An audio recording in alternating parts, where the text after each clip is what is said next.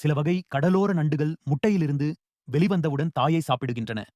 டைனோபிளாஜிலேட் எனும் ஒரு வகை ஒட்டுண்ணி சில நண்டுகளை பாதிக்கும்போது அவை ஜாம்பி நண்டுகளாக மாறுகின்றன. நண்டுகளுக்கு தாமிரம் அடிப்படையிலான ஈமோசயனின் எனும் புரதம் ஆக்ஸிஜனுடன் சேர்ந்து இரத்தத்தை நீல நிறமாக மாற்றுகிறது.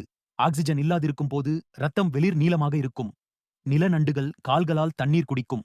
கால்களில் உள்ள நுண்ணிய முடிகள் வழியாக தண்ணீர் தானாகவே உறிஞ்சிக் கொள்ளும். கடல் நண்டுகளுக்கு கால்களில் நீர் உறிஞ்சும் முடிகள் இல்லை. அவை நேரடியாக வாயால் தண்ணீர் உள்ளிழுக்கின்றன. நண்டுகளுக்கு கால்களை இழந்தால் மீண்டும் வளரும் திறன் உண்டு. கால் இழந்த இடத்தில் ஸ்டெம் செல்கள் சேகரித்து பிளாஸ்டிமா எனும் கலத்திரல் உருவாகும். இது புதிய திசுக்களுக்கான விதையாக செயல்படுகிறது. நண்டுகள் நீரில் செவுள்கள் மூலம் சுவாசிப்பவை. நிலத்தில் இருக்கும் பொழுது செவுள்கள் ஈரப்பதத்தை இழந்தால் ஆக்ஸிஜன் பரிமாற்றம் தடைப்படும். நண்டுகள் காந்தப்புலம் மூலம் திசைகளை கண்டறியும்.